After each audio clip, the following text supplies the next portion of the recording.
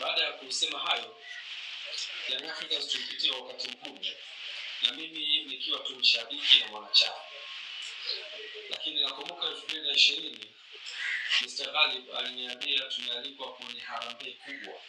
Umekuwa ukitafuta simu bora kwa bei nafuu? Karibu SDK Mobile Shop. Tunakuletea smartphones za kisasa na simu ndogo button phones kwa bei rafiki kabisa. Ukiwa unahitaji simu yenye kamera kali, memory kubwa au battery na hudumu chaji muda mrefu, tunazo zote. Kutoka Samsung, Tecno, Infinix, iPhone hadi Itel, zote unazipata hapa. Unaweza kuchukua simu dukani kwetu kwa kulipia moja kwa moja, lakini pia unaweza kulipa kidogo kidogo. Ndiyo, tunakopesha simu kwa masharti mepesi kabisa. Tunapatikana Kongoe Mbagala. Kwa mawasiliano piga simu namba 0718 33 42 63 au 0747 50 88 07 au tufuate kupitia mtandao wetu wa Instagram @SDK Company Limited.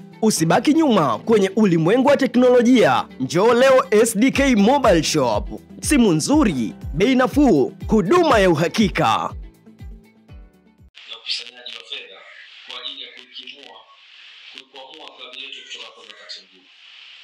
Akashiriki kwenye mkutano ule. Kwa bahati mbaya nilikuwa nimesafiri, na alitoa ahadi ya kuchangia kiasi cha shilingi milioni 300, na mwaliko huu ulitoka kwa mwenyekiti wa kamati ile ambaye alikuwa Anton Mavunde. Na hiyo ndio historia ilipoanza hapo, ya sisi na mimi binafsi kama kampuni ya GSM na mimi binafsi kuingia kwenye Young Africans. Baada ya kupita kwenye hatua, ilitolewa pia nafasi ya klabu ya Young Africans kumtafuta mzabuni wa jezi, ambayo kampuni yetu iliweza kubidi na ikapata nafasi ya kutengeneza jezi. Na mimi nikiwa kama mkurugenzi wa uwekezaji, ilikuwa ni fursa kwangu kuhakikisha tunapata ile biashara. Lakini baadaye tukaja kugundua biashara hiyo haiwezi kwenda kama timu ifanye vizuri. Kwa hiyo ikakaa Mr. Ghalib akaniambia, sasa hii bahati nzuri ni timu unayoshabikia na wewe ndio mwekezaji mwenyewe, fanya jitihada sasa ili biashara ifanikiwe, kuhakikisha una elevate level ya timu. Basi nikaja kwenye nafasi hiyo ya kibiashara, lakini kuhakikisha tunainua thamani ya klabu yetu ya Young Africans.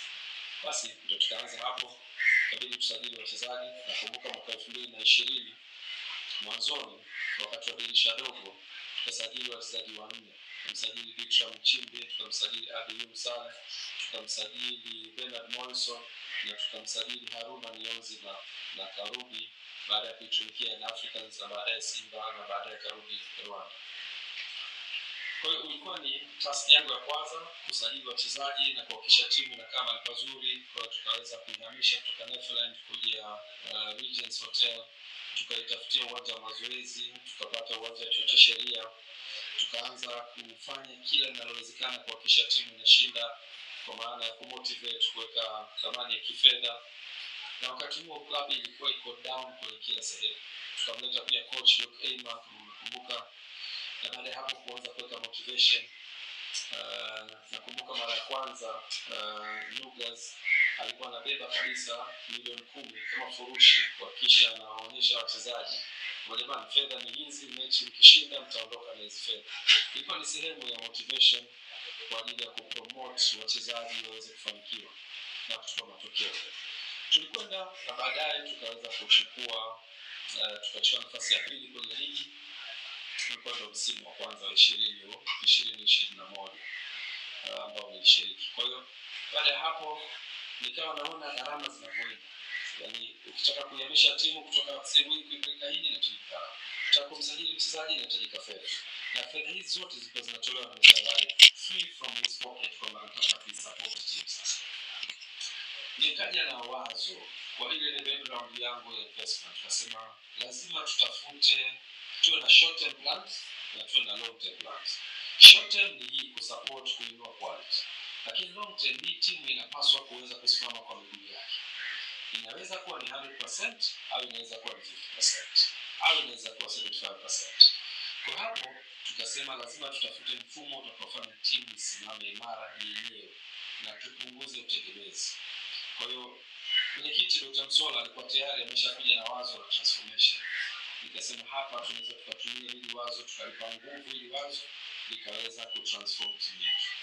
Basi nikamconsult, tukakaa tukakubaliana tutengeneze kamati kwa ukubwa wake, tuipe nguvu, na baadaye nikawa sehemu ya kamati.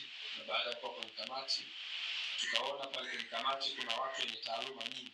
Kuna wanasheria, mwenyekiti wetu Mzee Mgogoro, kuna Arafat walikuwa wanatoka kwenye finance, kuna Ivan Tarim walikuwa wanatoka finance, mimi natoka kwenye engineering, lakini wote tunakosa elimu ya transformation.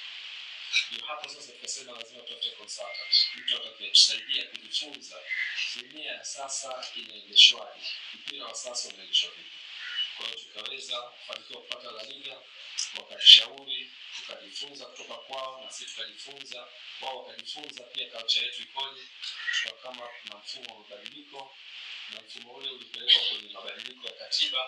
Klabu ya Young Africans ikatengeneza rasimu ya katiba mpya, zikaenda kwa wanachama wakajifunza, wakatoa mawazo yao, tuka-incorporate, na baadaye tukaenda kwenye mkutano mkuu uliofanyika mwezi wa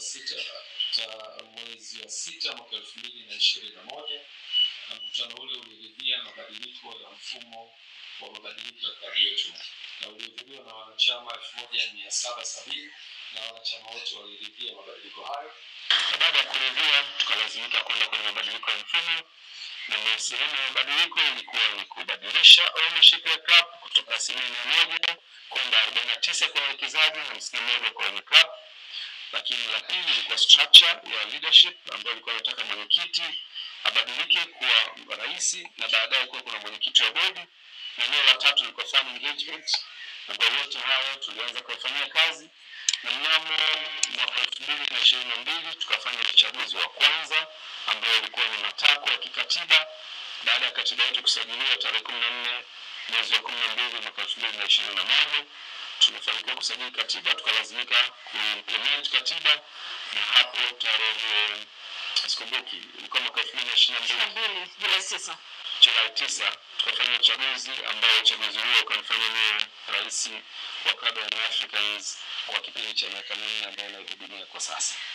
Kila familia inapenda chakula kizuri chenye ladha na ubora unaoleta tabasamu mezani, na sasa tunakuletea SDK Super Sembe, unga wa mahindi unaoandaliwa kwa viwango vya juu vya ubora na usafi uliotukuka. Unga huu ni laini, mtamu na unafaa kwa matumizi ya kila siku nyumbani, kutoka kwa ugali wa familia hadi chakula cha wageni. SDK Super Sembe inakupa uhakika wa ladha halisi ya nyumbani. Unga huu unapatikana Dar es Salaam na maeneo ya karibu. Kupata taarifa zaidi kuhusiana na SDK Super Sembe au kuweka oda yako, piga simu namba 0718334263 au 0747508807. SDK Super Sembe, nguvu ya familia yako kwa ubora uliotukuka.